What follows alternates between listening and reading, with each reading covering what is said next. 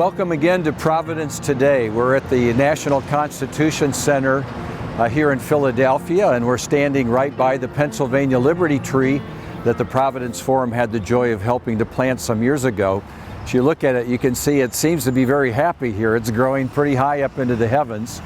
And as we think about the idea of the beauty of nature seen in the trees, it reminds us that Washington, our founding father, was very conscious about God's role in nature and the beauty of God and the multiple names that actually he uses to describe God.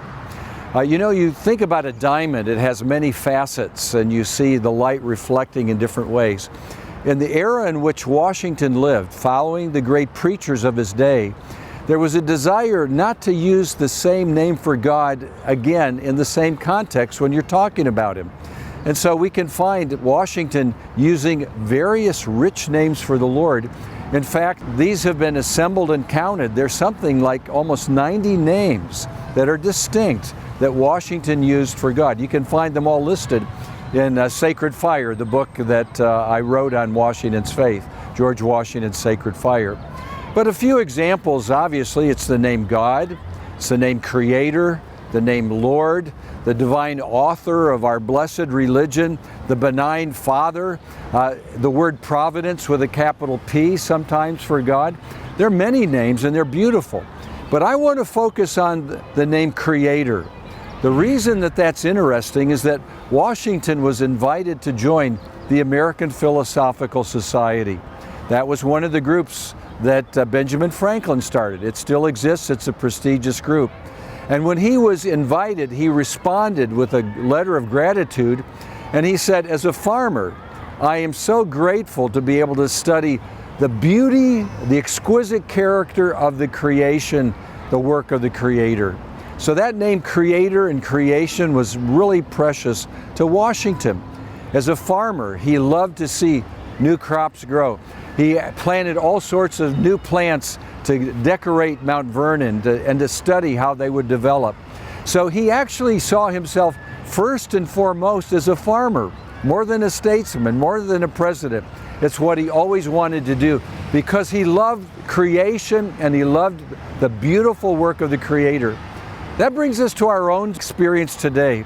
When you're walking through the world and you see a majestic sunset, or a snow-capped mountain, or the ocean with its beautiful waves crashing, or a flower blossoming, or a beautiful piece of fruit that you see growing on a tree, are you able to stop and look at it not only as a natural beauty, but to see in it the artist who created that beauty, the Creator behind it.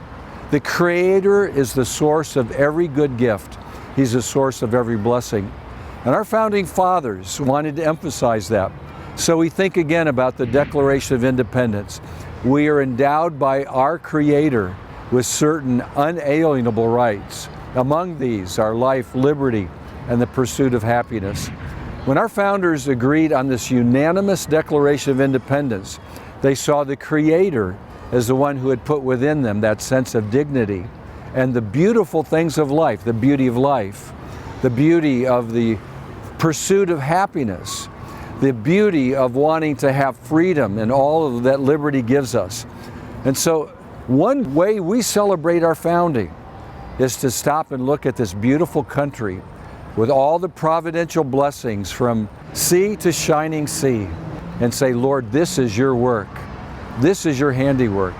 We praise you not only for the freedom that we have, but for the majesty of beautiful trees like our Liberty Tree, or the sun that you remember that Benjamin Franklin saw in the chair where Washington was sitting at the Constitutional Convention. He said, now I have the happiness to know it's not a setting sun, but a rising sun. So a great way to begin every day as you see the sun rising is thank God the Creator for the beauty of the world that He's put us in. To remember how Washington loved creation and how all of our founders said, we are created by God. And that sunrise, Franklin was saying, as a creator of a new government under a constitution, we are creating a new beginning under the work of creation.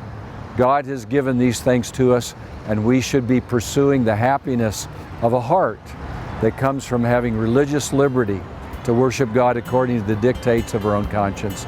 Well, this is Providence Today. Thanks for being part of this study with us. We hope you'll look at other of our special presentations, and make sure you go online and learn more about the Providence Forum, providenceforum.org. God bless, and again, this is Providence Today.